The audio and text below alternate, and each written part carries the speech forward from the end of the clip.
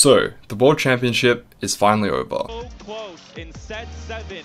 PvE is now out.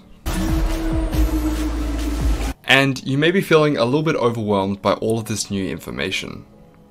Well, don't fear, because I am here to break it all down and give you the rundown on TFT Set 10. Okay, so to keep things easy, we'll start off with the things that are sticking around from Set 9. So to begin with, we have portals. If you enjoyed the portals from Set 9, they are coming back into Set 10, although they're not as much of a focus this set, so there'll be less of them and they will be lower impact, which means that although you should be playing around your portals, they're not going to be a major thing heading into Set 10. Next up we have augments. Now augments, when they were first introduced, had a lot of hot debate about them, but they've been sticking around for a long time and I think they're in a pretty good state now. So yes, augments will be carrying over into Set 10, so if you liked playing around your favorite augments, then you can look forward to Set 10 as they will be back, as well as the fact that stats, whilst they were gone for a little bit, are back from 9.5 and they will be back again in Set 10. So if you're someone who likes to abuse stats or any of those overlays that give you that little bit of extra boost about how you should be playing your game, then rest assured stats and augments are coming back for Set 10. And the final thing sticking around is my streams. Yeah, you can come watch them if you want. Okay, so what's going? Well, at first we have Legends, primarily because if you saw any of Worlds, you might have noticed that a lot of people were picking this, and in some lobbies they were picking this, and this, and this, and yeah, I think you guys get the point. Legends were pretty much impossible to balance, so I'm not surprised that they're gone. They were a fun idea and I really liked the concept of them, but not surprised to see them go in the slightest. Also, the hero augments that were introduced in Set 8, although we had a couple of them brought back in Set 9, we aren't going to be seeing them anymore. That's because of a new set mechanic that I'll get onto later. They just wouldn't really work well together, so you're not going to see any hero augments, at least for now. And finally, as with every other set, all of the champions and traits are pretty much going to be gone. Of course, there's going to be new champions and traits coming, which will be similar to the ones that you've already seen, and we'll go over those later. However, for the most part, all of the champions have been revamped. Okay, we'll start off by talking about this set's mechanic, which is Headliner. So for anyone who played in Set 4, this is basically a revamp of the Chosen system. For anyone who doesn't know, a Chosen or a Headliner champion is in your shop, you'll see a bunch of champions, and when you choose to buy this special Headliner unit, you'll get the upgraded 2-star for free, as well as a bunch of bonuses based on that unique champion. So every different champion has its own Headliner effect, and that will determine what the bonus is for that specific Headliner. Now, when you have a Headliner on your board, you can't buy another one. You can only ever have one Headliner per comp.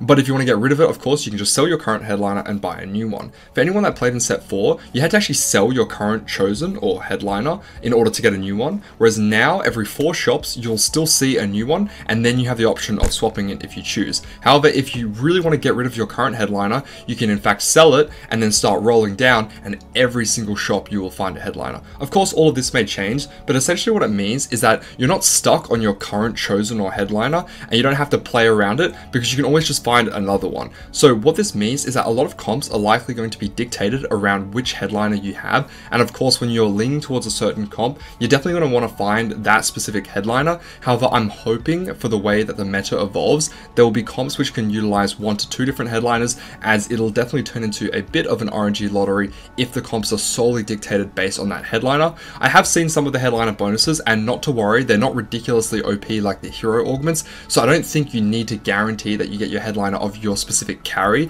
I'm hoping that for the meta's sake, if you just happen to upgrade the unit that you're trying to carry anyway, you can just choose a Headliner of a support champion or maybe a frontliner to support your carry.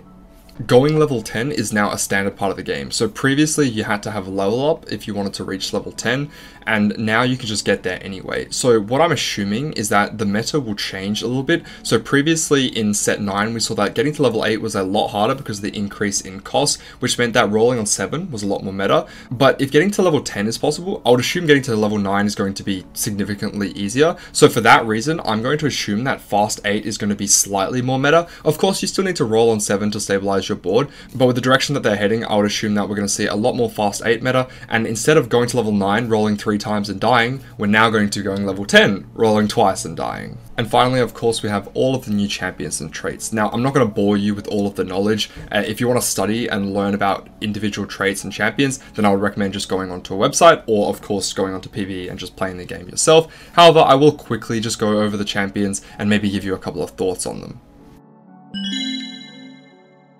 Okay, so right off the bat for 1 cost, we have Corki, Tahm Kench, Nami, Taric, Annie, K'Sante, Evelynn, Lilia, Olaf, Vi, Jinx, Yasuo, and Kennen.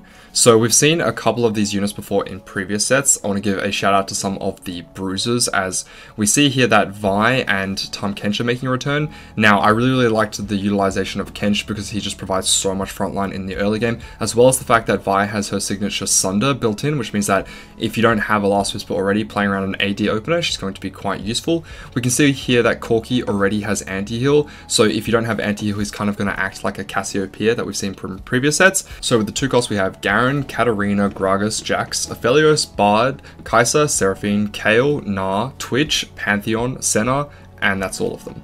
So you can see here that we're going to get a lot more options for some of the reroll carries, and we'll dive into some of these champions here. With the 2 costs, there's nothing that jumps out to me. Of course, Katarina has her standard anti-heal that she has in most of the sets. We've got a lot of reprints. Kayle still has her MR shred, which is nice to see. Nothing too crazy here, but I think we're going to have to wait and see how the champions interact with one another before we can determine which ones are worth rerolling. And then if we move up in cost, we'll go over some of the 3 costs. So we have Riven, Samira, Urgot, Lux, Vex, Amumu, Set, Yone, Lulu, Misfortune, Neeko, Mordekaiser, and finally Echo. Okay, so the first thing that jumps out to me here when looking at the 3 costs is that we have a lot of interesting scaling. We'll start off with Samira, how she actually scales her attack speed based on her critical strike chance, and then kind of the opposite is Urgot, where he's getting more AD based on the amount of attack speed he has.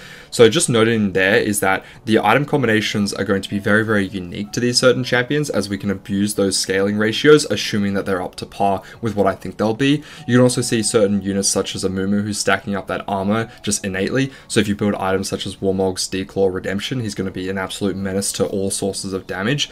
There's not too much to say about too many of the other champions, but I am very interested to see if this scaling is going to be at a high ratio, because it means that these units will very likely require very specific items as opposed to some of the other costs that we've seen so far.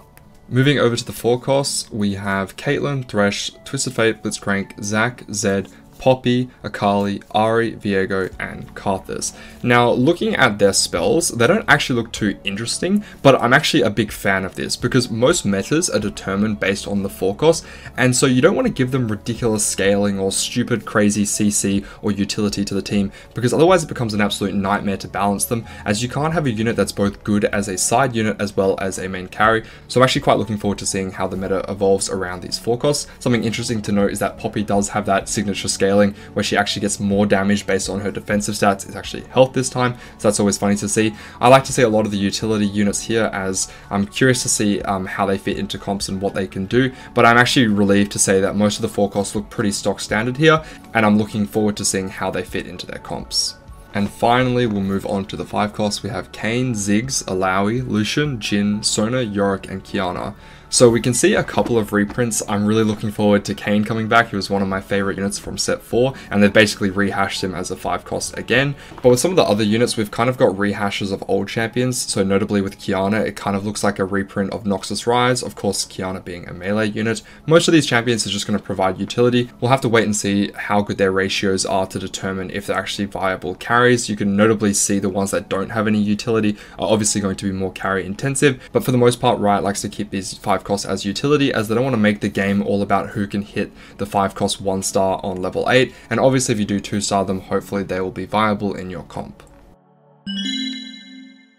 And that is it for today's video. I'm not going to go over all of the traits and all the other information that's already been dumped on us, as the video has been dragged out long enough as it is. I will be grinding PvE, so if you want to come check me out on Twitch, we can come learn together, and I will have future videos posted in the next couple of weeks going over some more information related to this set. But other than that, I hope you guys did enjoy. If you have any suggestions about future videos that you want to see specifically related to set 10, then leave them down in the comments below. And if you want to come see more of me, as I already mentioned, I'll be streaming on Twitch, and my Discord link is down in the description if you want to come ask me questions, as I post frequently in Discord about comps and ideas and different things like that, or you can just come chat with me in the general chat. So I look forward to seeing you there. That's it for me for today, guys. I hope you did enjoy, and bye for now.